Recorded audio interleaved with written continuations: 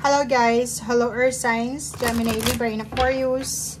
Welcome dito sa aking channel, Kapalaran 888. Welcome. Alamin natin kung anong messages, vibration, gabay, energy para sa inyong lahat.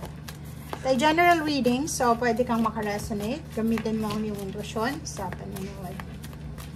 Air Signs, Gemini, Libra, and Aquarius. Wow! Ang galing naman. Ooh.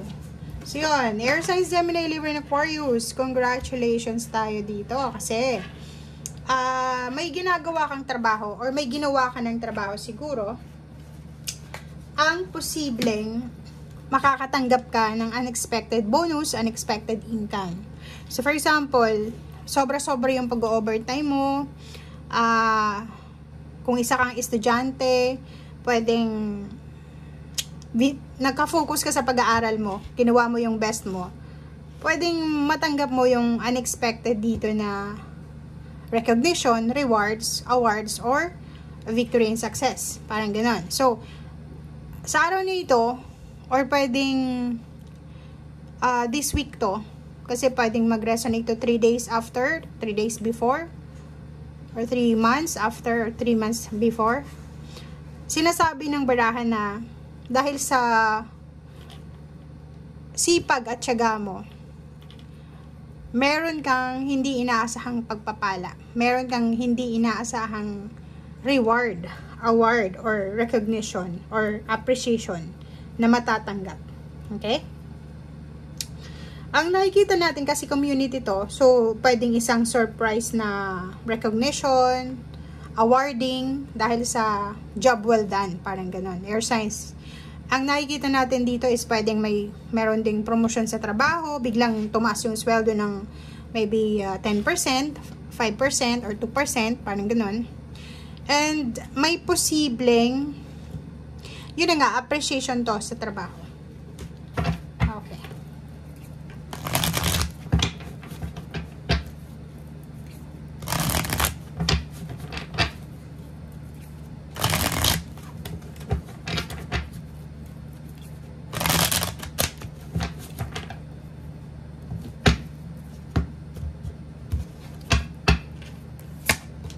Okay, Wheel of Fortune, and yun, 'di ba?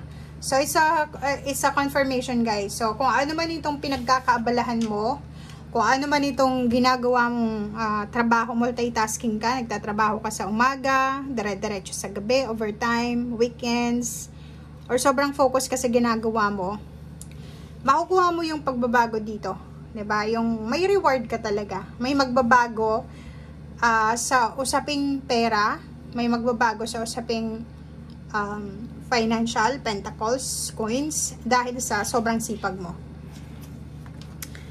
Okay. Dito lang, ang ina-advise sa'yo ng baraha, kung halimbawa na ikaw, Air Signs, Gemini, Libra, and Aquarius, hindi mo natanggap yung rewards, yung awards, dahil sa palagi kang absent, palagi kang late, or yun, absent ka, hindi ka masyadong nag-focus, marami kang mali, mga rejected yung ginagawa mo, syempre, makakaramdam ka ng panghihinayang. Pwede yung ibang katrabaho mo, other individuals sa buhay mo ay tumanggap ng rewards, and then ikaw, hindi. So, parang yung iba, makakaramdam ng panghihinayang. But, sinasabi ng baraha, the Hermit ito, na yun, kailangan mo lang tanggapin, acceptance lang, 'di ba? If kung ano yung dumating sa'yo, it's either rewards, awards, or rejection, tanggapin mo daw. And be at peace. Okay? And this week, kailangan mo din ng hanapin, siguro. Kailangan natin ng kapayapaan, kailangan natin ng kapahingahan. So, hanapin mo sa linggong ito yung time na makapagpahinga ka. Okay. So, Nine of Pentacles, isang mabilis to eh. 'Di ba? Yung iba naman sa inyo, isang mabilisan na wish fulfillment sa usaping financial. For example, biglang na-promote. Pwedeng 5 months pa lang, or how many months pa lang kayo? 1 year pa lang kayo sa trabaho, biglang may promotion agad. And nakikita natin dito na may iba din sa inyo na parang nangihinayang kayo kasi yung dati yung katrabaho ay promoted na, supervisor na, or kung pa man. And ikaw, nagsisimula ka pa lang sa ibang company. Parang ganun. So, yun, may iba din dito na ganyan ang emotion. Wow. Okay, yung iba din sa inyo, ang focus nyo dito is relationship. Pagpapakasal, pagkakaroon ng bahay, pagkakaroon ng relasyon, or pagpunta yung magkarelasyon sa ibang bansa or sa ibang lugar. Parang ganon. So, paki-comment sa comment section if ever man na ganyan yung energy mo. For example, hindi lang pera yung focus mo. Ang focus mo din is kailangan ko makapunta ng ibang bansa kasi gusto kong mag-explore. Gusto kong i-discover yung mundo. Gusto kong makapag-travel. Okay? May paparating na okasyon, may paparating na positive events sa buhay mo. And nakikita natin dito, kailangan mo ng pera. 'Di ba? For example, gusto mong mag-travel back sa probinsya nyo or sa Pilipinas kung ikaw ay isang OFW, kailangan mo ng pera. Okay? May iba din sa inyo ditong medyo makakaramdam ng pagod kasi yun, sobrang workaholic ka eh. Workaholic and sobra kang nakafocus sa pagpapadami ng pera.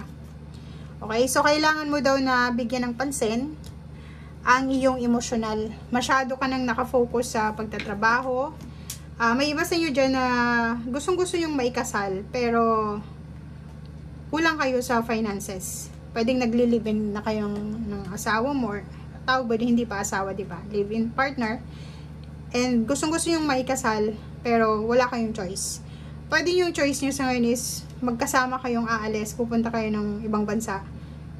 Magpaparami ng pera para magpakasal. Parang ganun. Comment down below.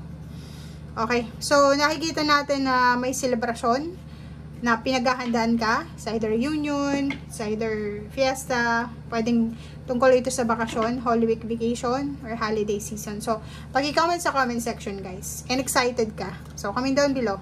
If ever man may okasyon kang dadaluhan, excited and sobrang masaya ka sa ngayon. Excited and sobrang hindi ka mapakali eh.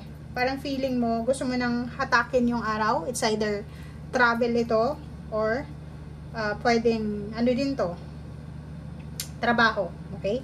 So, comment down below if you are resonated, guys. Okay?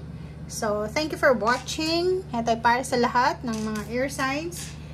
Gemini, Libra, and Aquarius. I hope na makuha mo yung energy. I hope na makuha mo yung sinasabi ng baraha. Bye!